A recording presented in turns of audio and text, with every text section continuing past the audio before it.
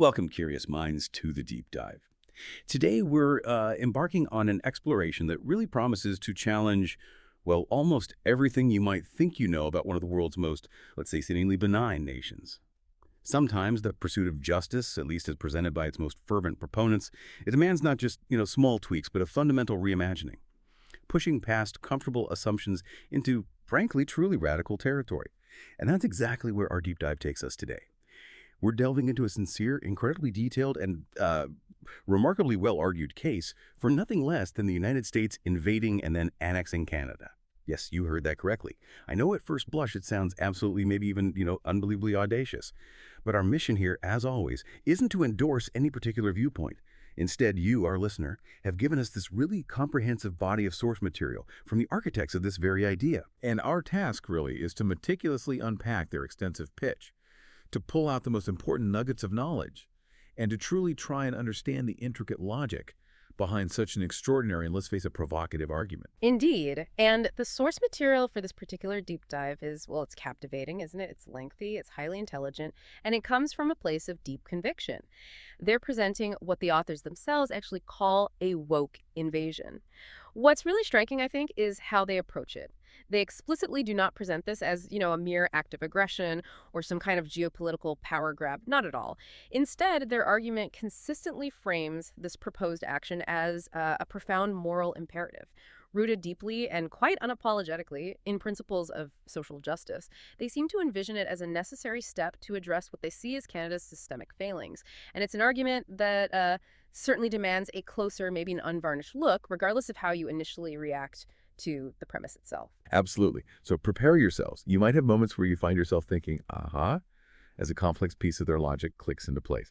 Or perhaps more often, a profound whoa, as the sheer audacity of the arguments kind of takes hold. In our ongoing quest for understanding, it's just crucial to rigorously examine even the most unexpected and most provocative proposals with an open mind. Not necessarily to agree, but simply to comprehend. So let's get into the deep end here. 1, the unveiling. Why a woke invasion is deemed a moral imperative. Okay, let's start by sort of deconstructing Canada's popular image, because the source material immediately confronts it, like right away. For many of us, probably, when we picture Canada, what comes to mind? Likely serene landscapes, maybe hockey, maple syrup, certainly reputation for politeness, right? Multiculturalism, a generally progressive, peace-loving national identity. It's often held up as the shining example of a liberal democracy, sometimes even a contrast, to its southern neighbor, but then, boom, the sources immediately pivot. They assert that this widely accepted image, this almost utopian perception, is actually a carefully curated veneer. That's their term. Their argument is really pointed. Beneath this seemingly pristine surface, Canada is, in their view, riddled with systemic inequalities, festering historical wounds, and a callous disregard for the environment. End quote. The authors contend that Canada, despite its lofty pretensions on the global stage, has actually failed miserably to embody the true ideals of social justice within its own borders. So what's highlighted here is this really stark contradiction. It kind of prompts us to consider, have you ever truly questioned whether a nation so often praised for its progressivism might actually be failing its own ideals in such a fundamental, like a pervasive way? What does that mean, for its perceived moral authority? And what's truly fascinating, I think, is how the source positions this proposal. It's not aggression, like you said, but an urgent moral imperative, a clarion call to action. They state pretty unequivocally that social justice, right now at this historical juncture, it demands bold, decisive action, not just, gentle persuasion or tinkering around the edges with policy adjustments. The authors articulate this belief that we basically reached a critical crossroads, where this kind of audacious action is no longer just an option. It's, in their eyes, an absolute necessity for any real progress.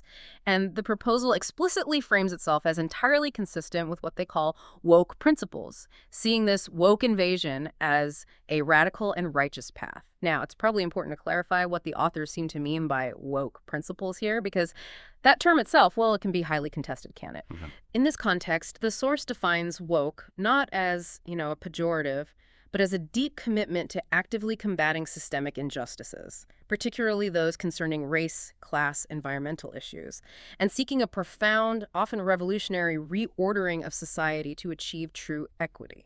So this invasion is depicted almost as a summons to awaken the slumbering conscience of a nation, one that's maybe been lulled into complacency by its own myths. The authors really emphasize this isn't about destruction. It's not a simple power grab, quite the contrary. They view the woke invasion as an act of liberation. They even go so far as to call it a sacred mission to rescue Canada from its own failures. Wow, sacred mission. That's strong language. Very strong. And to usher it into what they describe, quite poetically actually, as the radiant dawn of a just future. This is presented as really the only viable means, in their estimation, to dismantle towering structures of oppression that they argue stubbornly persist within Canadian society. And the core problems they meticulously identify, well, they boil down mainly to the unrelenting marginalization of Indigenous peoples and this insidious, pervasive creep of racial and economic disparities that they believe just permeate the nation. 2. Historical wounds. Peeling back Canada's past. Right. So to really understand the conviction behind this woke invasion idea, the source material doesn't just look at Canada now. It takes us deep into its past, right? Meticulously challenging that sort of idyllic national narrative we just talked about. The authors argue Canada's history is, well, far from an unblemished triumph. That's putting it mildly, according to them. Instead, they paint a much more unsettling picture, describing it as a tapestry woven with threads of conquest, betrayal, and exploitation, a narrative they believe has been deliberately sanitized, often just ignored. And at the very dark heart of this history, they assert, lies the brutal and, importantly, ongoing treatment of Indigenous peoples. Our sources, they really delve into disturbing detail here, illustrating how Indigenous lands were plundered with ruthless abandon, their ancient cultures trampled underfoot, their lives shattered by the insatiable greed of colonial powers, unquote. And the treaties signed with Indigenous communities, documents often held up, as symbols of peace and cooperation in Canada, they're explicitly dismissed by the source, called little more than scraps of paper. Scraps of paper. Yeah, which were, in their view, just discarded as soon as they inconvenienced the settlers' ambitions. This wasn't just neglect, they argue. It was a systematic campaign. Entire Indigenous communities, the authors recount, were uprooted, forced onto barren reserves. Their voices silenced by a government that, spoke of progress while wielding the axe of dispossession. They highlight how this historical pattern, these broken promises, this forced displacement, really laid the groundwork for so many of the injustices that continue, they say, to plague Indigenous communities today. And this deep historical critique, it inevitably leads us to what the source powerfully calls a grotesque monument to Canada's capacity for cruelty, the residential school system. This system operated from the 1870s, and shockingly, the very last school only closed its doors in 1996. 1996, that's recent history. It really is. And the objective of these schools was chillingly explicit. It was stated by government officials themselves to kill the Indian in the child. The source details how tens of thousands of Indigenous children, some incredibly young, like 3 years old, were literally stolen from their families. Their parents often threatened with prison if they resisted. Yeah. Then herded into these institutions, treated, as the source puts it, like cattle, subjected to horrific physical, emotional, and sexual abuse by staff members, many of whom, it should be noted, were religious figures. They were systematically stripped of their languages, their spiritual practices, their cultural identities, and with a calculated effort to just erase who they were and assimilate them into dominant Canadian society. The profound suffering inflicted through the system, the source really emphasizes this, it reverberates powerfully through generations, leaving Indigenous communities today grappling with deep, deep intergenerational trauma from this, well, what many call cultural genocide. And the recent discoveries of unmarked graves or mass graves near these former schools, containing the remains of hundreds, possibly thousands, of children. It is, and the source highlights these as silent witnesses to the brutality that Canada would rather bury than confront. These discoveries, they argue, aren't isolated incidents. They're undeniable proof of systemic violence. And critically, the source really critiques the Canadian government's response to these revelations and the ongoing legacy of the schools. They call it merely a tepid parade of apologies and half measures. Half measures? Yeah, a hollow pantomime of reconciliation that, in their view, does very little to genuinely heal the wounds it inflicted or to address the root causes of the suffering. It's seen as, performative rather than genuine reckoning. But the sources, they make it abundantly clear that Canada's history of injustice, it doesn't stop with its First Peoples. That's a huge part, but not the only part. They broaden the historical critique, arguing that the nation's economic prosperity, often celebrated as a testament to its industriousness, was actually built on the backs of exploited labor. They specifically call out the Chinese workers who perished by the hundreds constructing the Canadian Pacific Railway, often blasting through mountains with dangerous nitroglycerin. Terrible conditions. Terrible. Paid a pittance for their blood and sweat while facing rampant racism and just horrific working conditions. Their bodies, the source claims, are literally buried in the foundations of Canada's economic expansion. And then the sources draw this direct kind of disturbing line from that historical exploitation right to the present day. They note how modern-day temporary foreign workers, individuals who come to Canada on precarious visas to fill labor gaps in agriculture, caregiving, other industries, they continue to toil in fields and factories, often described as invisible and unprotected. They face limited labor protections, vulnerability to abuse, very little pathway to permanent residency.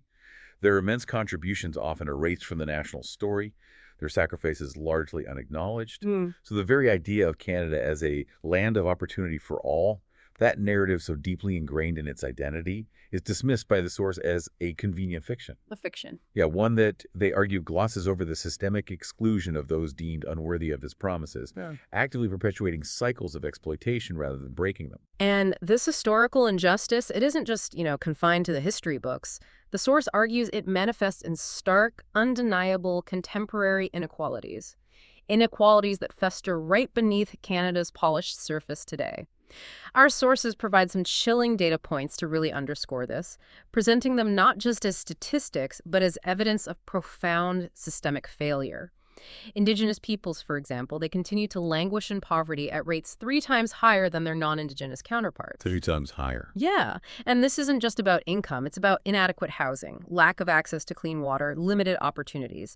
Their incarceration rates soar, reflecting what the source suggests is a deeply biased justice system that disproportionately targets them, leading to this massive overrepresentation in prisons far beyond their demographic share. Furthermore, their health outcomes falter under the weight of neglect. Higher rates of chronic illness, lowered life expectancies, significant barriers to accessing quality health care compared to the general population. The source powerfully concludes the section by asserting, "The past is not a distant memory in Canada, it is a living wound, festering beneath the surface of a society that refuses to reckon with its sins." It's portrayed as a profound, ongoing crisis, not just some historical footnote. 3. Contemporary failures, the spark for invasion. Okay, so if the historical failures laid out by the source are, well, a pretty damning indictment, then they pivot to what they see as Canada's current shortcomings, arguing that these contemporary failures are the very spark that ignites the case for a woke invasion, end quote. The core assertion here seems to be one of profound hypocrisy, that Canada cloaks itself in the garb of progressivism yet consistently stumbles over the very principles it claims to uphold, presenting this deeply unsettling disconnect between the rhetoric and the reality on the ground. Absolutely. And the source zeroes in on economic injustice as a prime example, describing income inequality in Canada as a gaping chasm, which they don't hesitate to label a moral outrage dressed up as economic reality. Strong words again. Very. They present a stuck statistic. The wealthiest 20% of Canadians hoard over 67% of the nation's wealth, while the bottom 40% scramble for crumbs, struggling with stagnant wages, rising living costs, precarious work. And they are very clear this is not, in their view, a mere statistical quirk. It's not just the natural outcome of a free market. Instead, they frame it as systemic theft of opportunity, like a barricade erected to keep the marginalized in their place, preventing social mobility, perpetuating intergenerational poverty.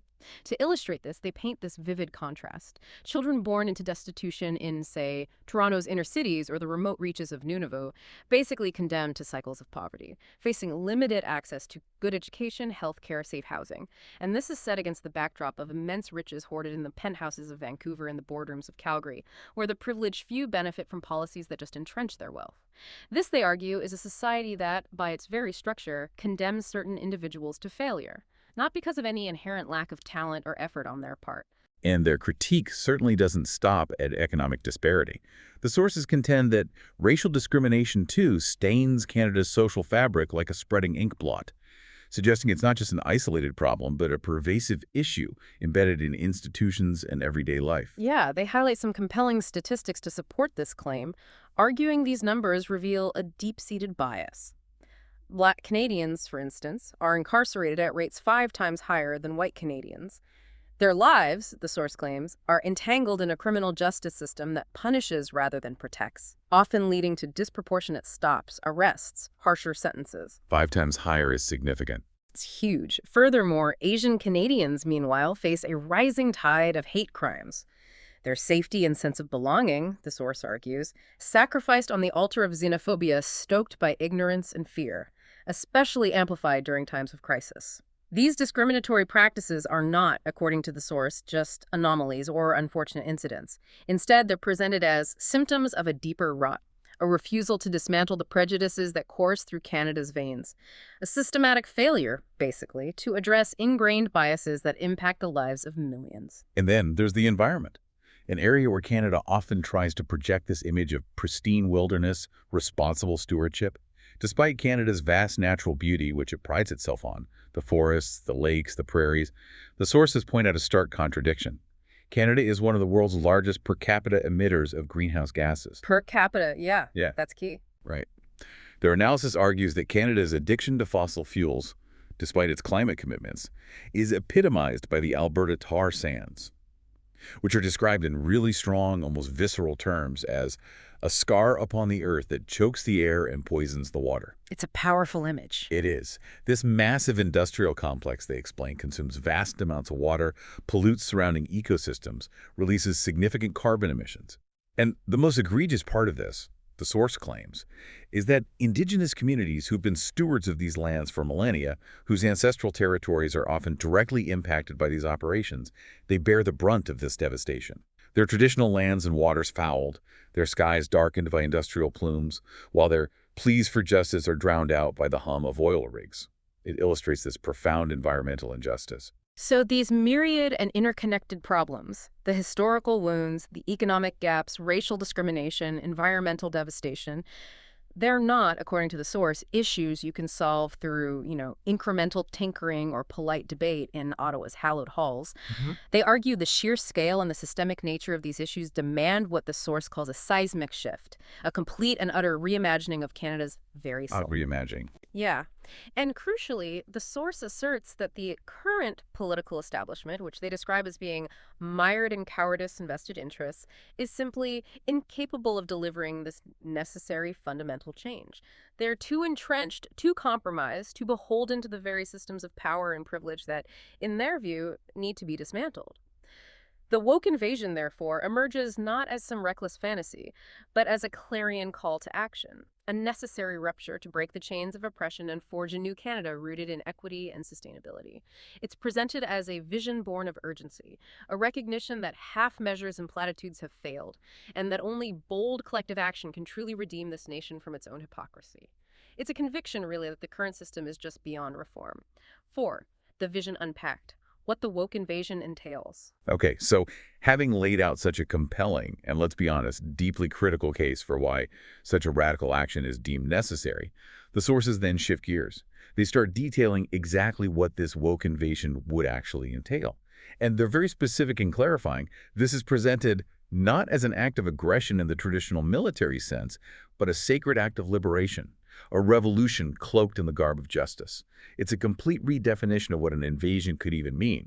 This reimagining of Canada, according to the source, it would begin with the immediate establishment of a transitional government. And its proposed composition is really crucial here. It would be a coalition of woke activists, Indigenous leaders, and voices from the margins, individuals who've historically been shut out of power. Right, the excluded voices. Exactly. But who possess, in the source's view, this shared commitment to dismantle the old and build anew? The authors emphasize that this is explicitly not a coup for power's sake, driven by self-interest or conquest, but rather a reclamation of authority from those who have squandered it, meaning Canada's existing political and economic elites. It's portrayed as a handing of the reins to those who truly understand that justice is not a gift bestowed from above, but a right seized from below, implying this bottom-up revolutionary shift in how the country is governed. And right at the forefront of this radical agenda, the source states, is the comprehensive rectification of what it calls Canada's gravest sin, the betrayal of its Indigenous peoples. The woke invasion would implement the return of stolen lands, described not as a symbolic gesture, but as a tangible restoration of sovereignty. Tangible restoration. Meaning entire territories, historically taken through broken treaties or just outright theft, would actually be returned to indigenous nations. Furthermore, reparations would flow not as charity, but as a debt long overdue, acknowledging the immense economic and social harm inflicted by colonization. And this wouldn't be just a one-time payment, but an ongoing commitment to redress historical and ongoing injustices. Beyond just land and money, though, the vision includes a profound societal shift where indigenous governance systems, rich with wisdom and resilience, would rise to prominence, actually guiding the nation toward true reconciliation. So indigenous laws would become central. Exactly. Indigenous laws, decision-making processes, knowledge systems would become central to national governance, not just advisory. And to make this really tangible for you, the listener, the source uses powerful examples. They say, imagine the Haida Nation reclaiming the vast forests of Haida Gwaii, exercising full jurisdiction over their ancestral territories, managing resources sustainably according to their own traditions. Or the Cree stewarding the vital waters of James Bay, ensuring ecological integrity and community well-being based on their knowledge. They envision their voices no longer whispers in the wind, but the loudest in the room, actively shaping national policy and resource management. This, they argue, is not erasure of Canada, but its rebirth. A nation finally honoring the treaties it broke, standing shoulder to shoulder with those it once sought to crush. It represents a complete reversal of historical power dynamics, moving from colonial domination to genuine indigenous self-determination and partnership. Okay, so beyond indigenous justice, economic justice is another foundational pillar of this new order. And the source details some truly sweeping changes there, too. The transitional government, according to their vision, would use its newfound authority to shatter the stranglehold of the elite, which they identify as the root cause of that vast income inequality we talked about earlier. Right. And this would involve some truly transformative and, well, for some, probably quite revolutionary policies. First, a progressive wealth tax would be implemented, designed explicitly to claw back the excesses of the billionaire class, taxing extreme concentrations of wealth to fund public services and redistribution. Clawing back excesses. Yeah. Second, a universal basic income, UBI, would be enacted, which, the source claims, would lift every Canadian from the mire of want. This UBI would provide a regular, unconditional income to every citizen, ensuring a basic standard of living, essentially eliminating poverty. And third, there would be the nationalization of key industries, oil, mining, banking, ensuring that the fruits of the land benefit all, not a privileged few. Nationalization, that's a big one. It is. This means these vital sectors would be taken out of private hands, placed under public ownership, with profits redirected to collective welfare rather than private shareholders. The sources paint a pretty vivid picture of the intended societal impact of these policies. They invite us to picture a Canada where a single mother in Halifax no longer chooses between paying rent and buying food for her children because her UBI provides that secure foundation. Or where a factory worker in Windsor shares directly in the profits his labor creates, maybe through worker cooperatives or publicly owned enterprises. They envision a society where wealth is not a tool for individual aggrandizement and power, but a collective resource for uplift, innovation, and shared prosperity. It's a vision of profound systemic economic restructuring, aiming to fundamentally reorient society away from just profit accumulation towards equitable distribution. And then, the environment.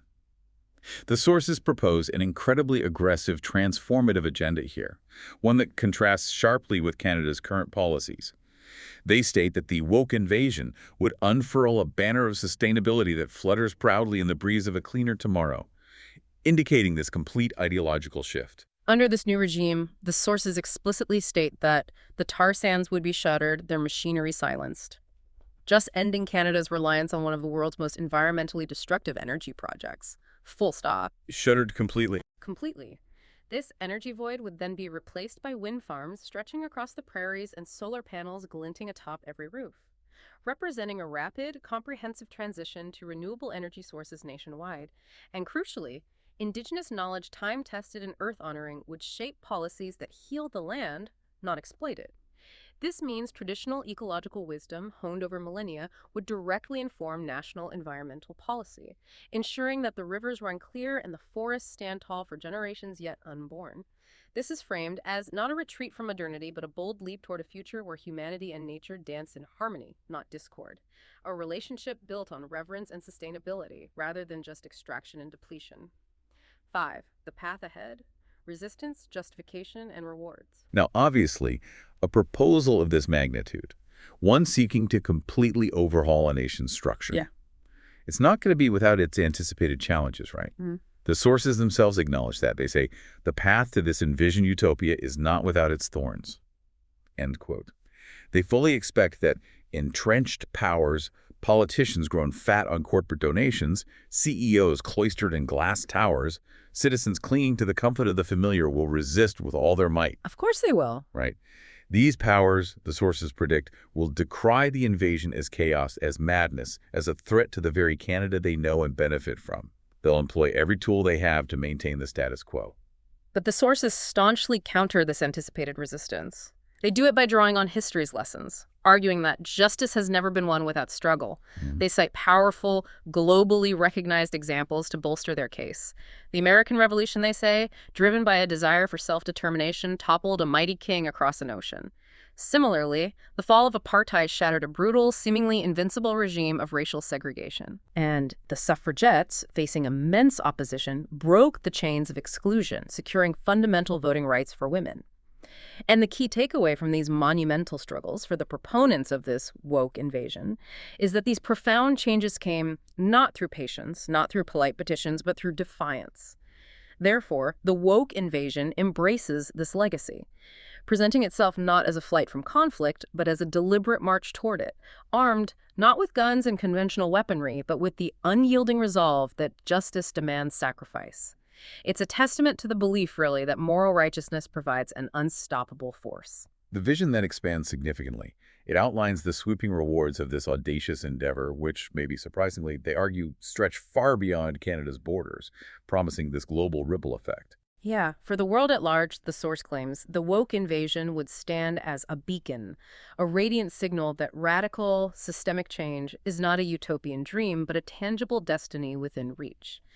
They envision social justice movements from London to Lagos, from the bustling cities to remote villages, drawing immense strength and inspiration from Canada's example, their voices amplified by the thunder of a nation reborn through self-liberation. A global lodestar. That's the term they use.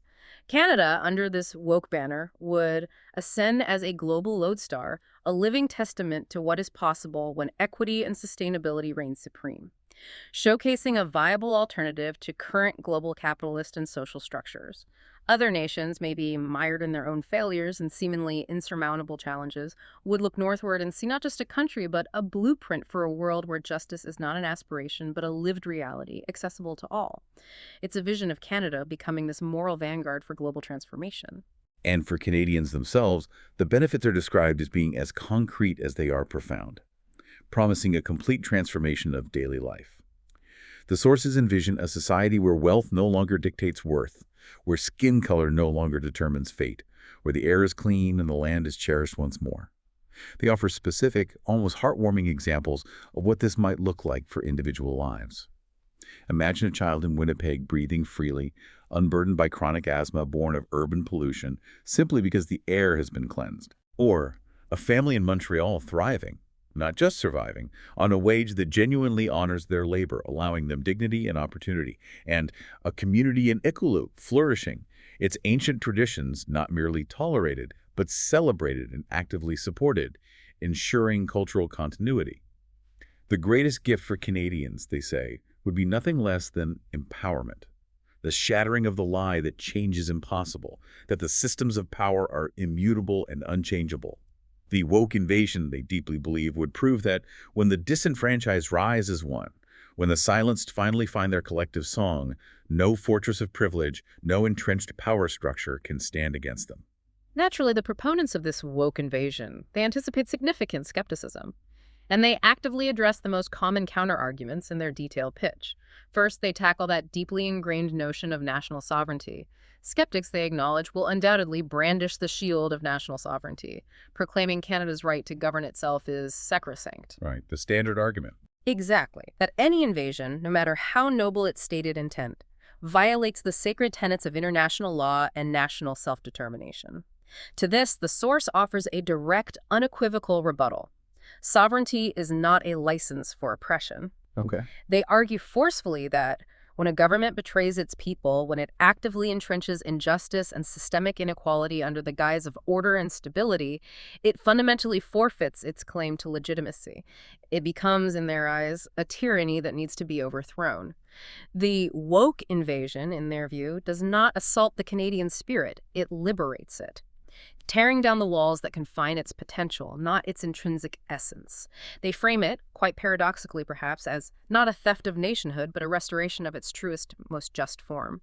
Second, they directly address the daunting question of practicality. Others, they say, will scoff at the practicality of such a grand vision, sneering that a ragtag band of activists and marginalized voices could never topple a well-established government, that the sheer logistics are just a fantasy. How could this possibly work? Question. Precisely.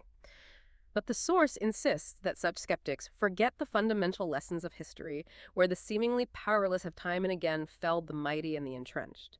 They remind us that the American colonists were largely farmers and merchants, yet they birthed a powerful new nation against an empire. The anti-apartheid fighters in South Africa were outcasts and prisoners, yet they broke a system that seemed invincible through relentless moral pressure and civil disobedience. The Arab Spring erupted from the streets, from the desperate cries of ordinary citizens, not the palaces or military barracks. The woke invasion, they contend, draws directly from this wellspring of defiance, fueled not by conventional armies or financial might, but by the unstoppable tide of collective will, a global movement of millions, their hearts beating as one for justice and liberation. It's a force driven by moral imperative, not military might. And finally, they directly confront concerns about violence. There are those, they readily admit, who will wring their hands at the specter of violence, warning of chaos and bloodshed should the old order fall. To this, the source offers a clear and crucial clarification. The woke invasion is not a war of bullets, but a war of ideas, guided by the foundational principles of nonviolence and community. Nonviolence is key then. It seems to be central to their framing. Its stated weapons are marches, not muskets. Its strategy is solidarity and collective action, not slaughter or wanton destruction. They do acknowledge, with a degree of realism, that any profound transition carries inherent risk. The toppling of tyrants and unjust systems always does. But they frame the ultimate goal as not destruction, it is creation. The building of a Canada stronger and more just than the one we inherit. They end this point with a powerful, almost poetic thought. To fear the storm is to deny the essential harvest it brings, suggesting that the discomfort of upheaval is a necessary precursor to a bountiful, equitable future. Outro. So as we wrap up this truly deep dive, the source leaves us with a really resounding and undeniable message. This woke invasion of Canada, it's presented not as a mere option, not a theoretical exercise, but as a necessity, a moral summons that brooks no delay. It's a fundamental rejection of Canada's self-proclaimed mantle of progress, arguing instead that, in their view, it consistently fails its own people and its own stated ideals. Indeed. The source insists that we stand at a fulcrum of history, a pivotal moment where the path we choose will echo through the ages, not just for Canada, but for a world desperate for redemption and profound change. It's a moment of immense consequence, they argue, with implications stretching far beyond national borders. And to inspire this monumental undertaking, the struggle for radical justice, the sources draw directly on the legacies of, well, true giants of social change. Martin Luther King Jr., who dreamed of a world unbowed by hate and segregation.